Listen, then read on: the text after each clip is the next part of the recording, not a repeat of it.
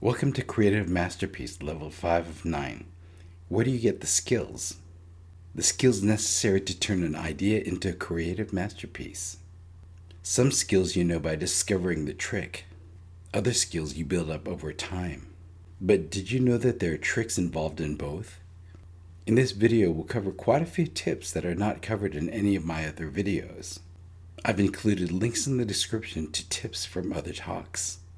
Definitely check those out. Some of the main tips are covered there. Tip number 1 is to be willing to do things differently. What if you can do it okay right now? You may need to not do it that way to discover a better way.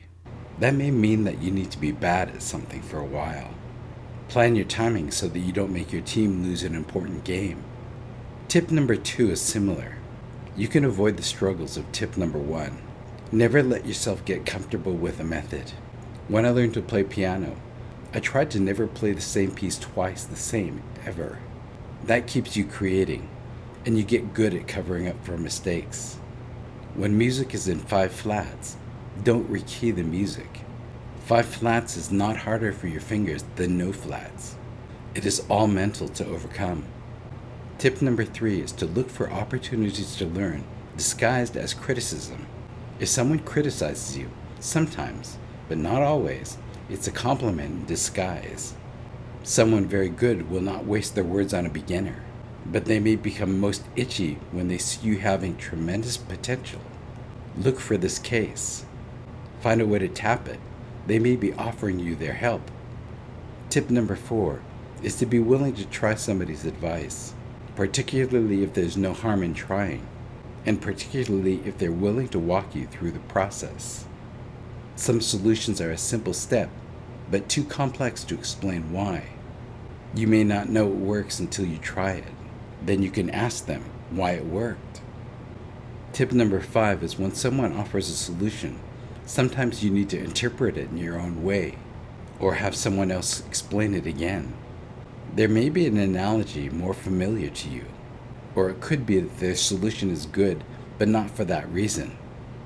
Tip number 6 is to be willing to be bad at something. Yes, it's embarrassing, but try to enjoy the process if you can. Think of how fast you're improving. Tip number 7, when you're memorizing a lot, sometimes it's valuable to break it into 2 phases of memory. To first recognize, then to understand. For example, when learning a language, sometimes short words come up repeatedly. Figuring the common words first is sometimes the most fun. Tip number 8 is to customize the learning experience. If you can use your commute or idle time to learn something, you may have a fixed amount of minutes to pack everything into. Your ideal routine may be different than what others suggest.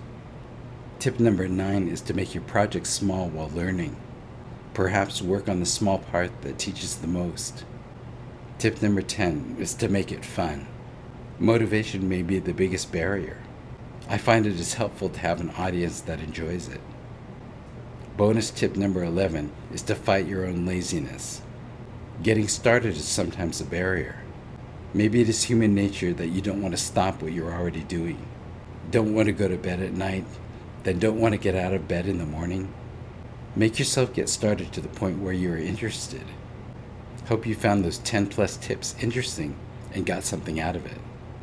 If you have an idea to use, but are currently held back by developing a skill to use it, consider substituting a different skill while you are developing. By now you're getting pretty complete. We go back to the original goal of learning to make a creative masterpiece. Since we're halfway, if you were handed a good idea, do you think you could duplicate a masterpiece from it? In the next video, we will test your ability to do just that.